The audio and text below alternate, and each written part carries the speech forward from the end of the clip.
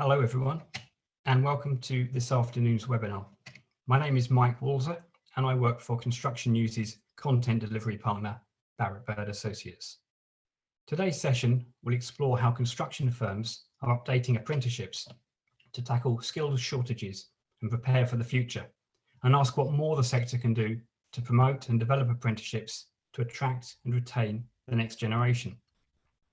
This event is scheduled to run for 1 hour, and I will be taking questions later in the session. So please do submit your questions in the chat function, and I will endeavour to pose as many as we can. I would also like to thank Investors in People for sponsoring this webinar. I'm delighted to welcome 4 distinguished speakers to the panel. So without further ado, I will ask each of them to introduce themselves, starting with Paul, please. Good afternoon, everyone. Delighted to be here. My name is Paul Devoy, and I am the CEO of Investors in People. We've been commissioned by the Department for Education to create a quality standard and accreditation for what an excellent apprenticeship looks like for employers. And looking forward to the conversation today. Thank you, Paul. And next up, we have Beatrice, please. Hi everyone, I'm Beatrice. I'm from Engineering UK. We are an organisation that aims to inspire the next generation of young engineers and increase the diversity within engineering. And we look at the different pathways that young people can take into the profession, and apprenticeships are obviously an important route. And I look forward to exploring what some of the barriers might be for young people to accessing them. Thank you. And Terry, please. Good afternoon, everybody. My name is Terry Collier. I'm the apprenticeship manager for a company called Celsa. Celsa manufacturing in particular. We're part of a wider European group. Currently, we have in excess of 60 apprentices who we work with on a day-to-day basis through a plethora of different routes and programs that we work with. Excellent. And can I welcome Ken, please?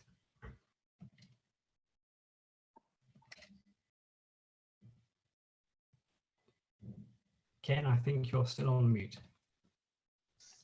Sorry, apologies for that, everyone. Good afternoon, everyone. My name is Ken Simmons. I'm the Deputy Managing Director for Project Centre, who are essentially a multidisciplinary consultancy in the built environment. I've had about 36 years experience within the industry, chartered civil engineer and also chartered manager at fellowship level. I guess I'm here to give the employer's perspective in terms of apprenticeships and how we can actually, as an industry, take this forward in a better stance. Thank you. Thank you all. Excellent. Let me begin by asking the panel to consider some of the challenges that construction companies face in promoting apprenticeships, from the need to improve the sector's image to overcoming negative perceptions some people may have about this route into the sector. Ken, can I turn to you first, please? What are the big challenges that? Absolutely. So first of all, I think there is a key kind of a bit of a challenge around perception in this space. You always have this question as an employer, it's the challenge of a graduate versus apprentice. And you know, my belief is that there certainly is a place for both within the sector, but the former, being the graduates, seems to take precedence. And I think this is something which has arisen out of society. I think, you know, society has kind of created an embedded expectation to kind of, you know, that in order to progress in life, the path you need to take is school, followed by further advanced education, i.e. university, and then into a career. Therefore, kind of the apprenticeship route isn't really kind of promoted or recognized as being a conventional route to success in that sense. But if you step back in time, historically, something has changed because it was. You go back, kind of apprentices were always a natural route. Everybody had an apprentice and was developing from that way onwards. So we kind of need to change the mindset of the industry in that sense. And Okay. I think across the board. Beatrice, would you concur with Ken's comments? Yeah, no, like I would like to perhaps add something to that. Like it's one is about the perceptions around, you know, like apprenticeships versus sort of academic routes. The other one is about the the knowledge of young people about the apprenticeships options available to them. So we run a survey every year with young people called the Engineering Brand Monitor, and it highlighted this year that only around 43% of young people are actually aware of the apprenticeships options available to them. So it highlights, I think, sort of a real need around in a way, the marketing of apprenticeships as a brand. But also the other thing I would like to add is that there is a sort of wider point around not just the perceptions, apprenticeships versus academic routes, but also just the perceptions around engineering amongst young people, and it being sort of still seen as this dirty, difficult kind of job. And when you look at diversity particularly, I think it's, you know, how you address that is quite key. Okay, I'm interested in looking at the subject of whether we have a sufficient calibre of potential apprentices to meet the demands of employers, and just how far short are we as a sector in terms of the number of new apprentices that we need. Paul, can I turn to you on that one, please? Yeah, sure. You know, for my sons, I spent about 10 years working on skills policy and government. And if you went back and looked at the employer skills survey back in 2002, and then come forward 20 years and look at it now, there's persistent issues, and a lot of them are related to STEM subjects, but very acute in things like construction. So we've never been able to get that equilibrium between the demand for skills and the supply of skills. And on the one hand, you hear young people talking about finding it hard to find the right type of apprenticeship. And on the other hand, you hear employers saying we can't get the right quality of candidates. And somehow or other, it's been beyond the wit of many great minds to try and make these two things dock together properly. So that's one of the things that we are seeking to do at Investors in People. By having an accreditation and a quality standard for what a good apprenticeship looks like from an employer perspective, they can then see the employers who offer good apprenticeship schemes, and that would give their parents and them a level of assurance that by taking an apprenticeship at that firm, that they've met a really high bar and a high standard. There's not those kind of signals in the market out there. And also just building on the point that people like Beatrice has made, we need to get parity of esteem between academic and vocational education. And a lot of European countries, particularly Germany, that parity of esteem, academic or vocational, is there. For a whole load of historic reasons, we don't have that. But I think things are changing. You see what the announcement with the Chancellor around, student debt yesterday, and it's kicking in at a lower rate. And the fact that with an apprenticeship you get a job, you get training, and you get work experience. It's a very, very compelling offer when it's positioned properly. And I think more and more parents and young people are waking up to that. Terry, is your company able to recruit the number of apprentices it would like? So, ironically, we're going through a recruitment drive at the moment. Just to take a step back a second, if I may. We are an Investors in People company. We're also an Investors in Apprenticeship company. It's something that we did last year. I think we were the first steel company in the world actually to achieve that accreditation, something we're proud of. But the primary reason for that is that we want to differentiate ourselves from possibly a smaller engineering company and show that our program is better than possibly somebody else's. So that was our differentiation and our key selling points. I go into schools and colleges, from primary school through to secondary school and into colleges, and we tell them about our apprenticeship program. In the primary school, we have a little bit of fun with the children, with a view of look for things around the classroom, for instance, that we could recycle, etc., and try and get them engaged into that recycling thing, which ties into their curriculum as well. Okay. So yes, are there enough numbers? We've had in excess of 200 applications for 20 odd positions. So that isn't too bad. Excellent. Well, you touch upon the young person's point there, and I just wondered, does the panel think that we're satisfied that apprenticeship programs in construction appeal to a sufficiently broad and diverse cohort of young people? Does anybody have any thoughts on that? Ken, in terms of the diversity of people coming in? Yes, in terms of diversity, I don't think we kind of reach out far enough to really tap into and engage with kind of diverse areas or a diverse group in that sense. I think there's a lot more work which our, for example, STEM ambassadors could do in that space. But equally, I kind of wanted to go back to just to challenge a little bit on an earlier question around that employers are struggling with the caliber of apprentices to get those. See, my approach, my viewpoint from an employer's perspective is that an apprentice, it's a blank canvas. You can mold it into whatever you want. So it seems a bit odd, you know, that as an employer we'd struggle to find the caliber of apprentices. The only key difference in my mind between a graduate and apprentice is a graduate has a proven ability to learn. The apprentice hasn't been given that opportunity yet.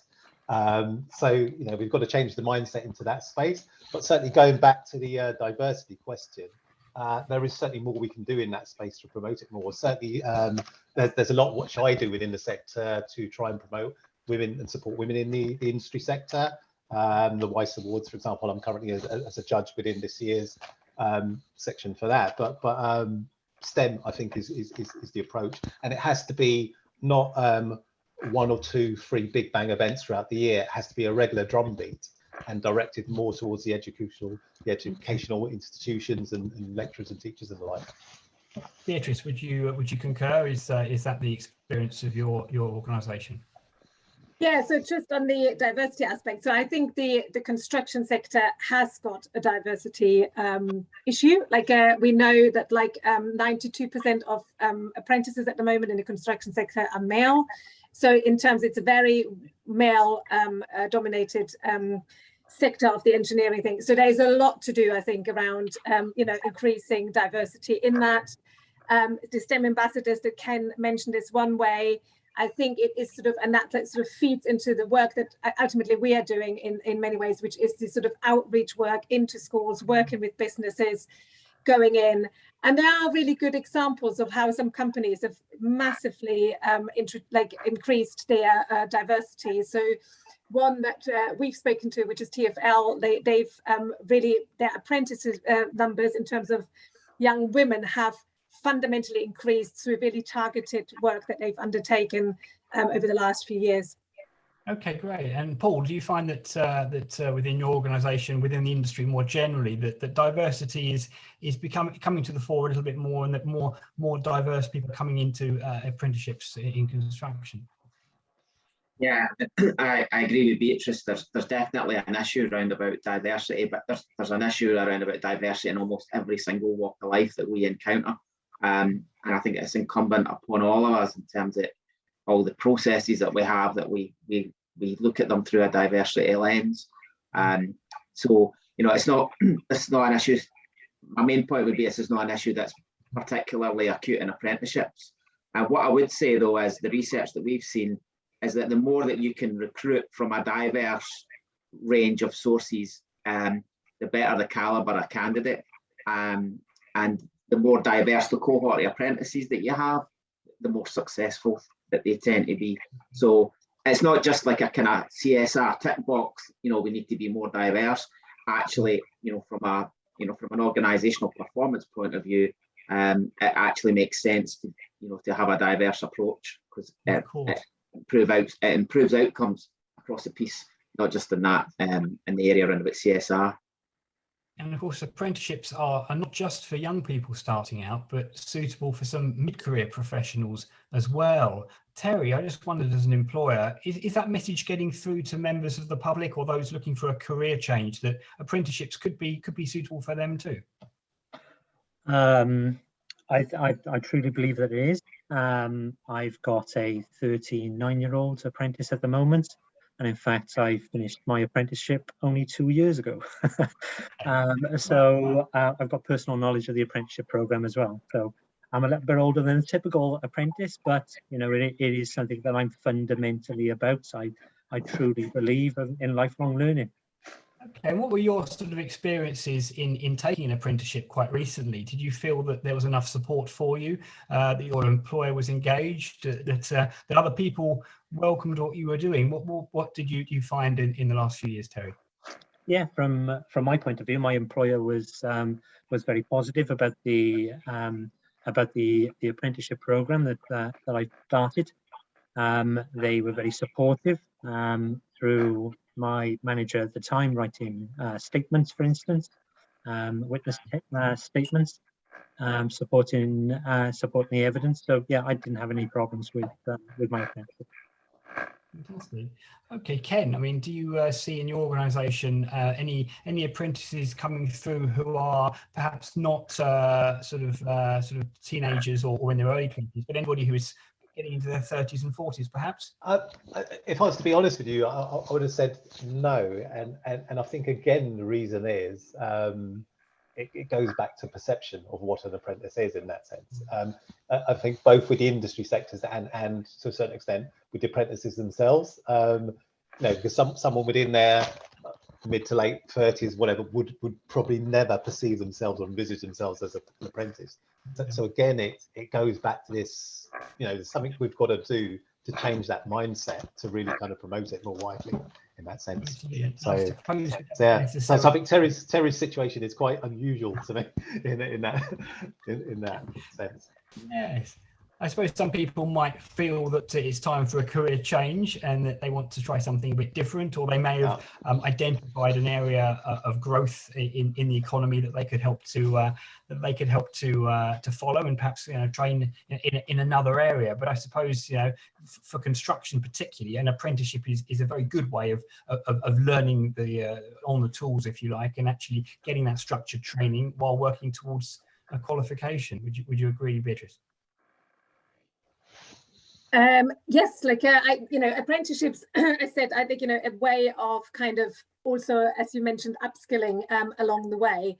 There's obviously sort of questions as to, how somebody sort of the financial support around that, I would argue, obviously, as you're like a little bit older, and also the opportunities that are available. But there are different levels of apprenticeships, and they should be open to all ages, because we do not, in the engineering sector, in the construction sector, we will need to continuously upskill as we go along, and it will become more and more apparent, particularly around sort of the as we move towards this sort of net zero agenda, and things keep changing, and there will be sort of immediate needs of skills that need to be filled, and then they will need to be retrained.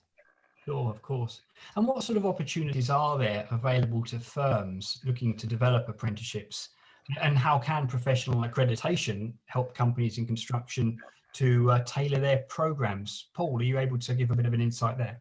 Well, I think that the levy, the apprenticeship levies, had a lot of criticism, a lot of it quite right, because it's very restrictive and some of the policy requirements that it has. But what it has done is it's enabled employers to rethink how they do upskilling and retraining of their existing employees. And there is a trend, I think maybe more outside of construction than in it, perhaps, that they're using the apprenticeship levy to put existing employees through an apprenticeship programme. But there has been some issues with dropout rates on that.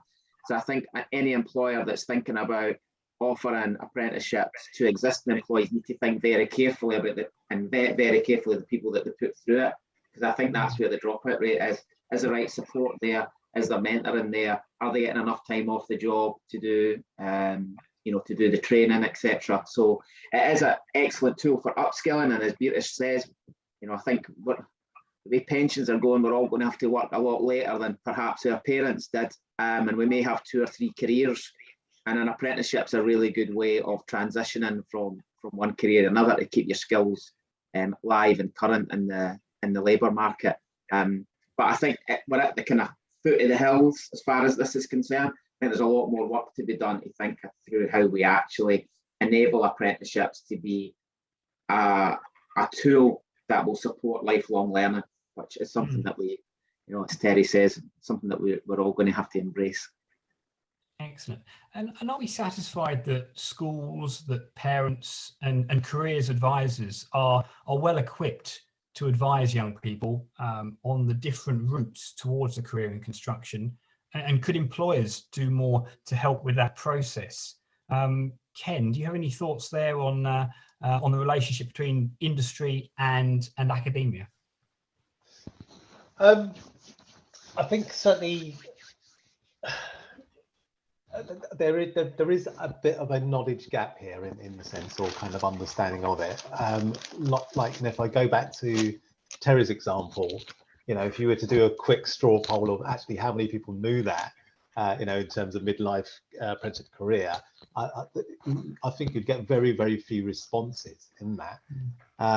So it does need a bit of an educational approach. I think one of the problems which we have in the industry sector is almost like every employer in a siloed approach is trying to solve that problem on their own.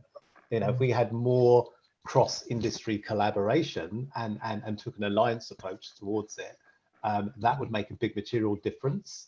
So I think that joined up piece is really kind of missing. Obviously, this, by example, is one small kind of step going towards that. But how do you actually get it out to bigger audience? How do you actually get them to work together more collectively, and then work in with the schools, the universities, as one collective body to do that? That's what's missing, and that's the bit which is needed, I think, to drive it forward.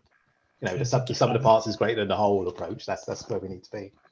Yes, I mean, collaboration is very important. I suppose you want to make sure that companies in a local area perhaps are working together to perhaps target certain schools or to certain colleges and let them know the options available, and to show that you're an employer of choice, perhaps. I mean, Terry, I see you nodding along there. I just wondered, what's your experience of working with the schools in your company's local area? Are they open to the suggestion that an apprenticeship in construction in your firm is a worthwhile route for some of the young people? Yeah, I think Ken brought up a really good point there. That in Cardiff, we've got something called the Cardiff Capital Region, and within there's an educational department, and there are individuals in that department who actually go out to schools, and they talk into schools, etc., with regard to bringing businesses in to talk to them. So I've attended, for instance, some high schools, and we are talking specifically just to the teachers about what an apprenticeship will do for their attendees, their students, and what they would do, and hopefully they pass that on then to the actual student. But we do that, for instance, for an engineering sector if they want to talk about engineering. But I also know that they do similar for the legal point of view, from a legal side, and they go in and they talk to school students as well. So I think Ken is absolutely right. There needs to be that central body to actually sort of try and help with that. Fantastic. And the point was made earlier about net zero, I heard, and that's something which has come to the fore, of course, in recent years, more than perhaps a few decades ago. And I just wondered what sort of skills and attributes will apprenticeship courses need to carefully consider in future years to meet a changing and more technology-driven, more environmentally sensitive-driven construction sector. Beatrice, do you have any thoughts there on how apprenticeships can take people onto those areas which are now emerging as very, very important areas to consider? Yeah, like I would actually sort of take a little step back there. I think it is at the moment there's still a lot of discussion about what the green skills are that we need for tomorrow. I actually attended an event yesterday where it became very clear that some of the directions of where things are going in terms of, for example, heating aren't that clear yet. And so there will need to be sort of a certain nimbleness, I think, in the apprenticeship programs going forward, to go with the developments as they are taking place. I just wanted to quickly, if I may, go back to the point about joining up between, the businesses as well, because I think it is something that is fundamentally important. I think if you are trying to reach young, so we come from the young person's perspective, going into schools, but also actually towards parents, you know, like increasing that sort of awareness. And we at Engineering UK, we work with actually like the sector, like we have something called the Tomorrow's Engineers Code, which is about bringing together like businesses across the engineering sector, from large to small, to like come together to develop really good outreach programs. And so that's one model. I'm sure there's many more local models as well, but just wanted to raise that. Thank you. And Paul, did you have any thoughts there on accreditation going forwards? How apprenticeships can keep pace with emerging trends in the sector? Tell us a little bit about how you've got one eye on the future. Yeah, I mean, there's the kind of technocratic element of apprenticeship frameworks that are developed by groups of employers to make sure that the competencies required of that apprenticeship programme are up to date, and they're regularly reviewed through the Institute for Apprenticeships with different panels of employers. So sorry, still awake after that description there of the technocratic aspects of it. So that is an ongoing process.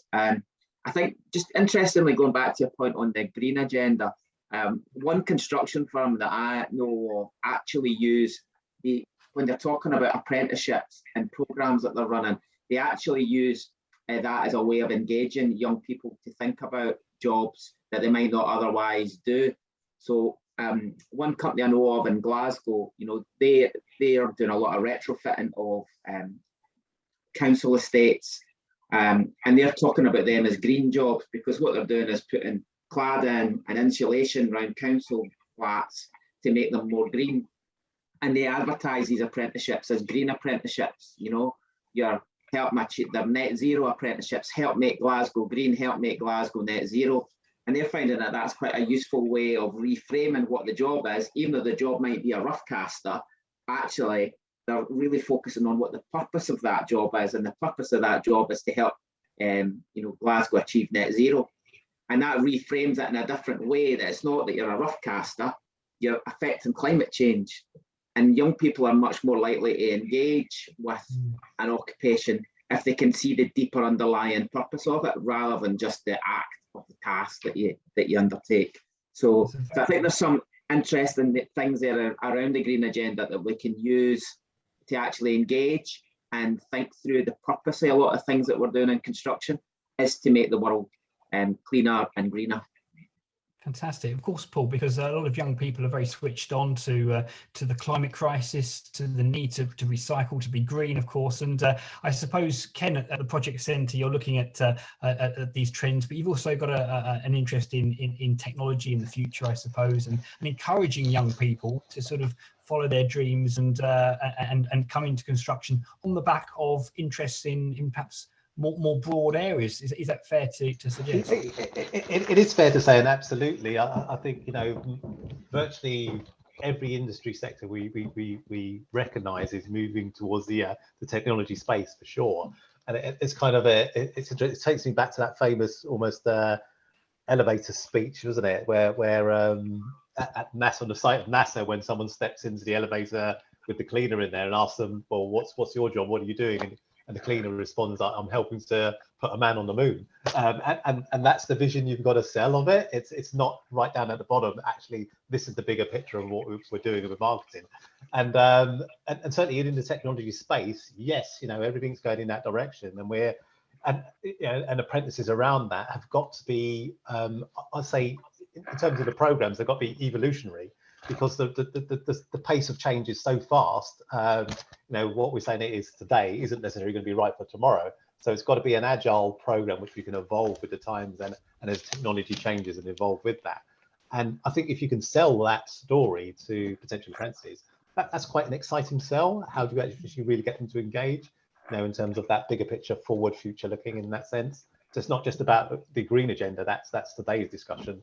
Tomorrow's might be something else in terms of the topic, yeah, but it's always that evolving piece, forward looking in that sense, is what you've got to market.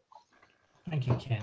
In a few moments, I'll move on to some questions that audience members have posed. But before I do, my final question to the panel, I just wondered if we could consider the pandemic over the last 2 years, obviously it's had a huge effect on how we do work, on everybody's lifestyles. I just wondered, how should apprenticeships be tailored to meet the emerging trends of more remote and flexible working, perhaps brought about by COVID, and how companies should perhaps adapt apprenticeship courses to help ensure staff retention so that they feel comfortable when they want to continue working for that firm. Can I bring Terry in, please? Flexible working, remote working, and apprenticeships. What are your thoughts there? Okay, flexible working, then and remote working. Bit difficult for us. We've got a very large furnace in the centre of a building, so that's a little bit difficult. We can't do remote working for the actual working area. The office staff work remotely if they can. So that is offered and that's encouraged. And remote working is a good thing. You know, I'm working remotely today. I'm at home right now, and you know, it saves on the CO2 that the car produces, etc., etc. I think that's an important thing, and something that we should also consider about this is that, you know, by working remotely, we are saving some of that CO2. There was something else I was going to say and I've gone blank. Back to Paul's point. Sorry, Mike. Yes. Back to Paul's point and Ken's point. I really think I went to a university recently and they were talking about young children and young adults, etc., and what they want to do. And they've done a study about this, and it all comes down to they just want to help society. That's what these people want to do. So if you can link your business to how your business helps society, then you're onto a winner. And that's what we've done in our apprenticeship presentation. We've linked it to the fact that we help people get into work because our steel is within the roads, for instance, etc., etc. So I think that is a really good point there, Paul and Ken. Great stuff. And Beatrice, would you concur that, you know, the new trends of flexible and remote working, they're here to stay for a lot of people? Is that going to help apprenticeships, do you think, in construction? Is it provide more of an opportunity for young people to get into the industry, or are there some drawbacks that need to be considered? I think it's a really interesting question, and I think it's actually not just the construction industry, but like everybody that asks themselves. I mean, you know, flexibilities are always welcome, particularly when you look at it from a diversity perspective. There's no doubt.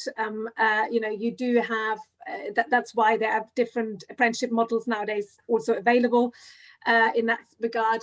I do always think on the sort of hybrid or like the working from home aspect. I think there's something about to consider for young people and how they learn and who they learn from and how they learn best. There is an element of like online for sure, like, you know, where this can be done. But I also think there is something, and I see this as a little bit of a responsibility of sort of our generation, like sort of, you know, the ones that have been in a career for a while, to actually pass on some of that, you know, knowledge and those insights. So be there also physically. So I think it's sort of a combination, I think, pros and cons.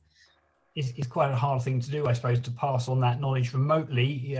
Somebody isn't sort of physically there to show you what's going on, I suppose, and to pass on that knowledge. But Ken, can I come to you on that? Because, you know, with remote working, I suppose, you know, with the project centre, you have lots of people working remotely. But how are you found the last 2 years when it's come to apprenticeship? Yeah, so interesting. So we've found this to be quite a challenge with you know, not only our apprentices but graduates as well, because we do operate a system of hybrid working, and in terms of apprenticeship and graduate development, that face-to-face interaction as part of their overall development is really important. It's so important, you know, being embedded with teams physically, working day to day, and those coffee point chats, and where you've said actually as a company policy or as a business policy, we're going to go to hybrid working, you only need to be in the office 2 or 3 days a week. We've found that some graduates we've probably lost as a consequence of that, because they're not really getting the development which we need to. So, you know, which kind of goes back to my point, is this, you know, if we're saying a whole industry sector, as a whole generation switching over to hybrid working, we've got to solve this problem collectively together, you know, which is why the point about collaboration and cross-organizational, cross-business collaboration is so important, because you could get apprentice of, you know, Joe or Justine or whoever in apprenticeship, because actually I will, if we're in a collaborative organization or alliance of front approach, they could spend 2 days a week in the office with employer X, the other 2 days a week with employer Y and Z, for example, and get a whole 5 days rounded. So if we take the approach of thinking about the bigger picture, that would help. But so I have mixed views around hybrid working in terms of the development of the apprentices and graduates themselves. It's good for the industry sector and quality of life, but it has a bit of a downfall. So we need to address that as well. Okay, thank you. And just before we move on, Paul, did you have any final thoughts to make on remote and flexible working with apprenticeships? Yeah, I mean, I'm a huge advocate of flexible working. You know, since we became a community interest company in 2017, we've always advocated that we measure people on outputs and not inputs. So if you do your best work at 4 o'clock on a Sunday morning, but you want to pick your kid up for school, that's cool. As long as the work, the way that you organise your work doesn't detrimentally impact on your colleague hitting their objectives. Other than that, we trust you to organise your time, and we treat people like adults rather than, you know, scrutinising and monitoring every element. And that's great for me, because I actually live in Scotland, and this is a shed in my garden, and not an office. Okay. So I have a 10-second commute in the morning, which is brilliant. But I recognise I am very privileged as far as that's concerned, and I do recognise that for apprentices, not having that interaction in the workplace can be challenging. So I think there's huge benefits for flexible and remote working, huge benefits.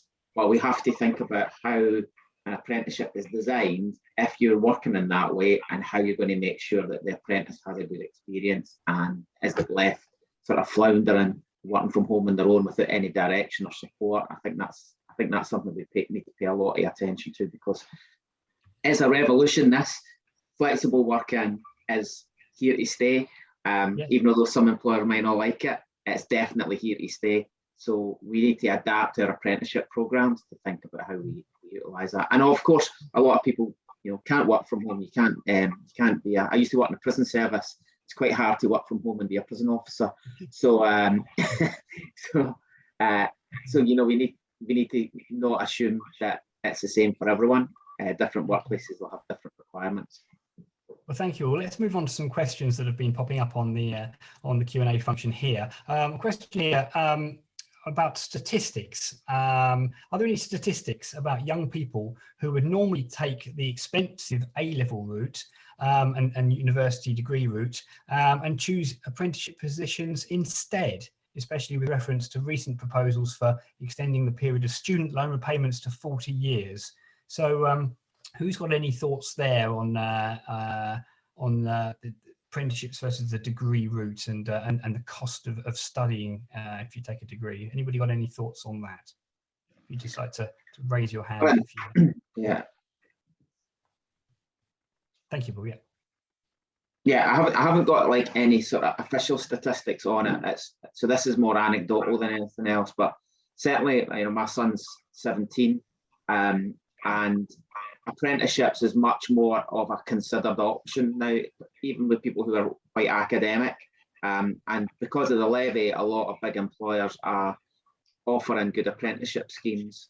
So, you know, when someone weighs up training, earning, qualifications, or university debt, no work experience, the apprenticeship, particularly for degree apprenticeships, stacks up really pretty well.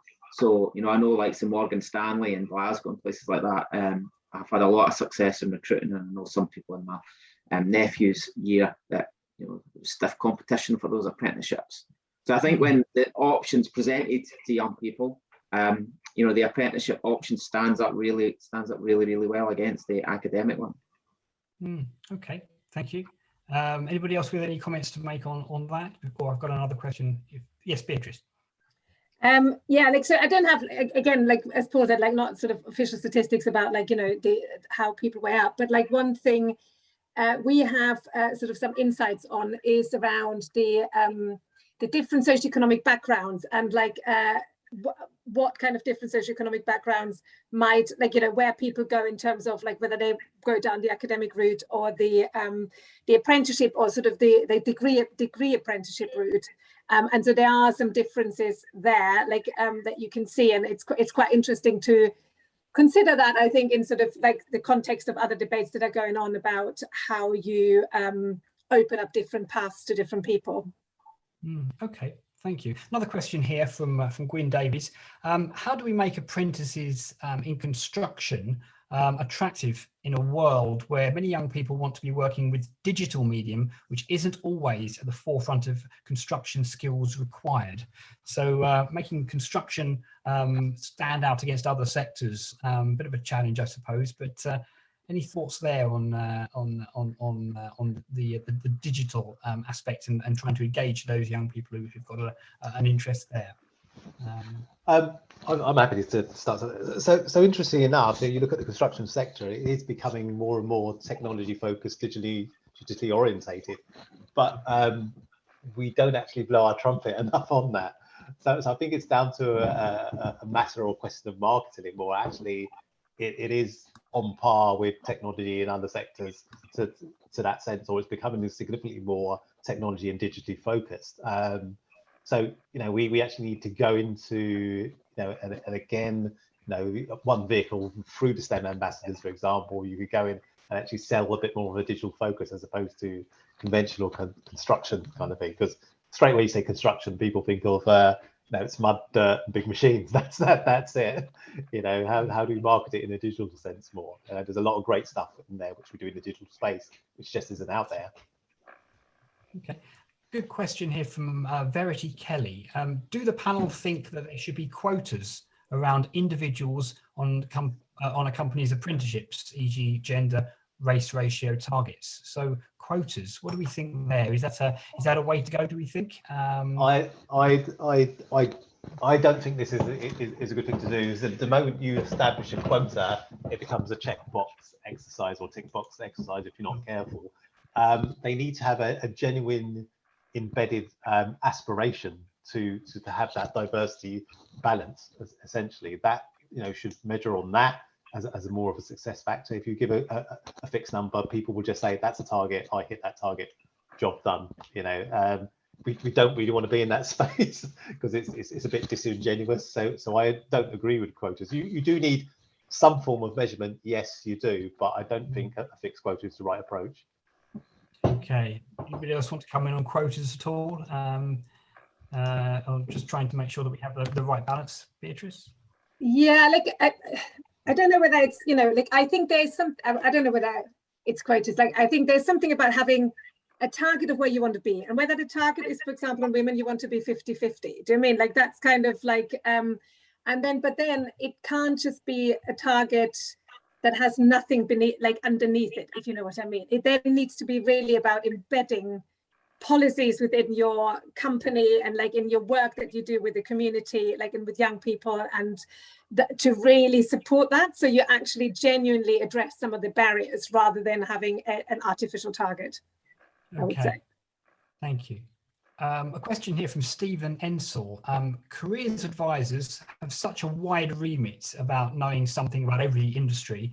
It's unfair to expect them to know our industry inside out. So what advice does the panel have for careers advisors? Terry, do you have any thoughts there on what you would say to careers advisors in schools and colleges near you? Yeah, we work with in Wales, there's a careers advisory, you know, the Welsh Careers Advisory. So we work with the Careers Wales advisor there. He will go into schools and he will talk to them about engineering. And you know, if there's a large enough interest within that school about engineering, he'll then come out and he'll ask for an engineering company to come in and talk to them. So I regularly have you know, conversations with Career Wales. But I also have requests, lots of requests from different aspects of, you know, the helping the schools, etc., to come in and talk to them about what we could offer them. Thank you. Okay.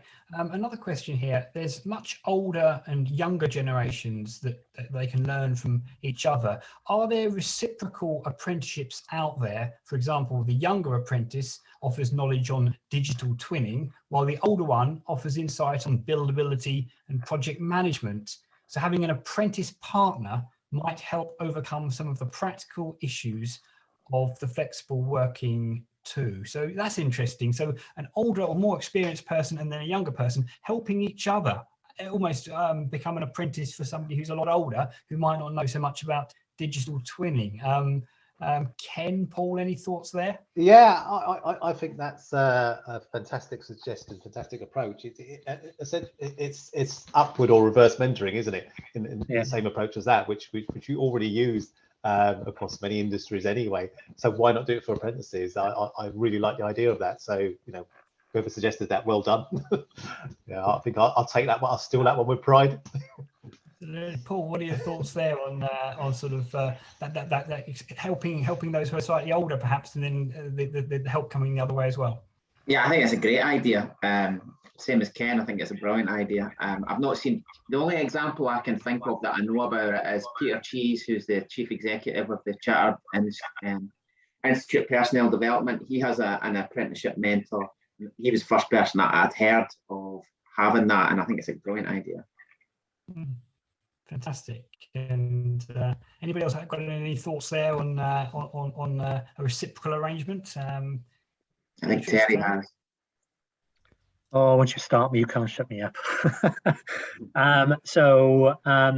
We've got an apprentice who is very strong with Raspberry Pi, and he's actually teaching other apprentices with that.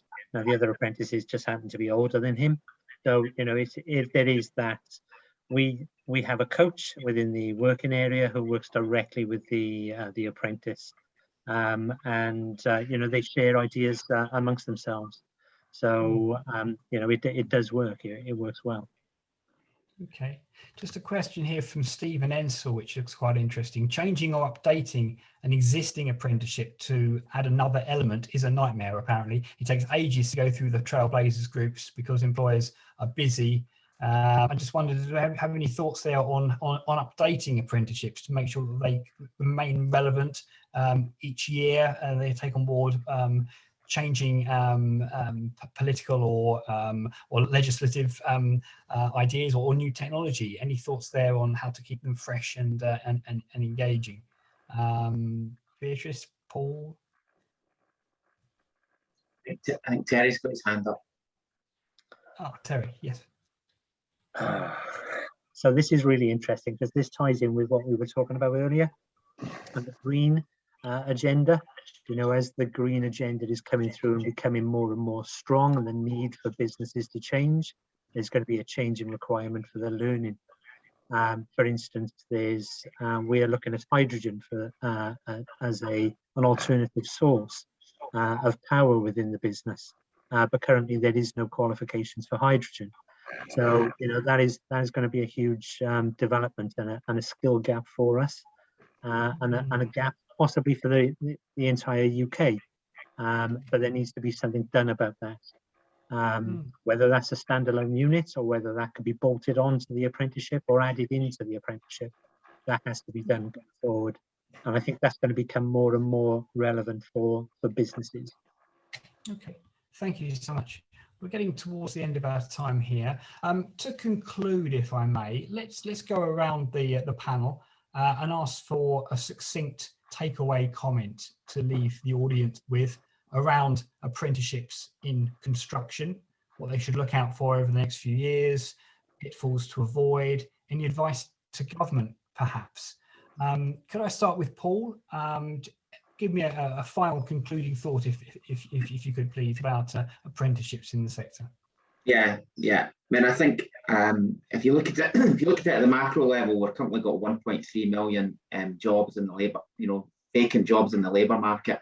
There is definitely going to be a war for talent, and construction is going to have to compete with other industries. I think construction's got a really strong history and reputation around about apprenticeships. So from my point of view, if you can show that your company's got a really high quality apprenticeship and provide a signal into the market that you can be differentiated, then that's going to help you stand out and enable you to recruit the best talent. And that's never been more important than it is now. Even although we've got, you know, rocketing inflation and, you know, the cost of living's going up, there's still a real shortage of labour. And it's not just in the UK. There's labour shortages right across the industrialised world, and there's no sign that that's going to go away. So, you know, you wouldn't be surprised to hear me saying that investing in your people is going to be the absolute key for construction to be successful in the future. Thank you, Paul. And Beatrice, could you leave us with your takeaway thoughts on apprenticeships, please? Yeah, like, and so this is picking up with, from what Paul just said in terms of the demand that will be there and sort of being attractive. And I think for like businesses in the future to succeed, they will need to address the diversity angle. I think that will be fundamental.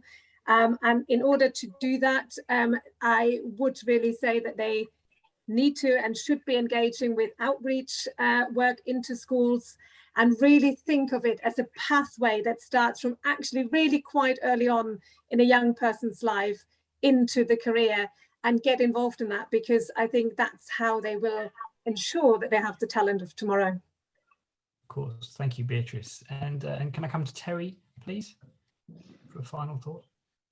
Right.